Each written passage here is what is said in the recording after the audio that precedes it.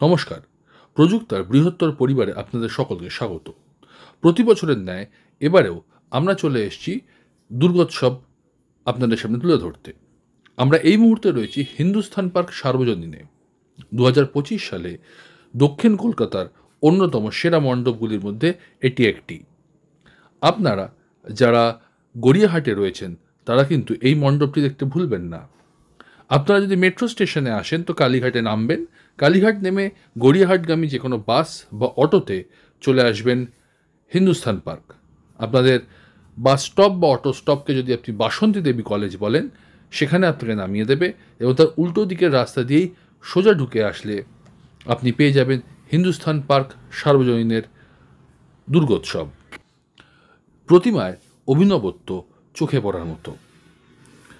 বিশালাকার প্রতিমা এবং সম্পূর্ণ প্রতিমাটি রয়েছে অর্ধচন্দ্রাকৃতি আকারে, ফলে যারা ছবি তুলতে চান তাদের কিন্তু সমস্যায় পড়তে হতে পারে। আমাদের সাথে থাকুন, পুজো দেখতে থাকুন, দেখা হবে। নমস্কার।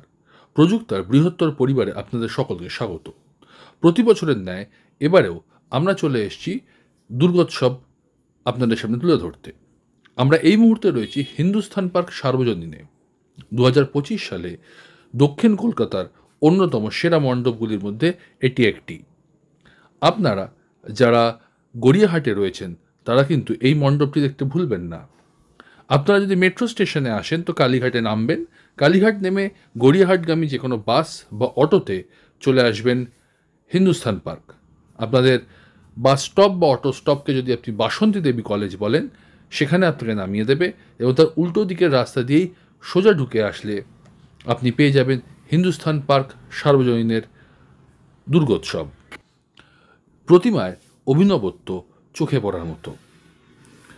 বিশালাকার প্রতিমা এবং সম্পূর্ণ প্রতিমাটি রয়েছে অর্ধচন্দ্রাকৃতি আকারে, ফলে যারা ছবি তুলতে চান তাদের কিন্তু সমস্যায় পড়তে হতে পারে। আমাদের সাথে থাকুন, পুজো দেখতে থাকুন, দেখা হবে।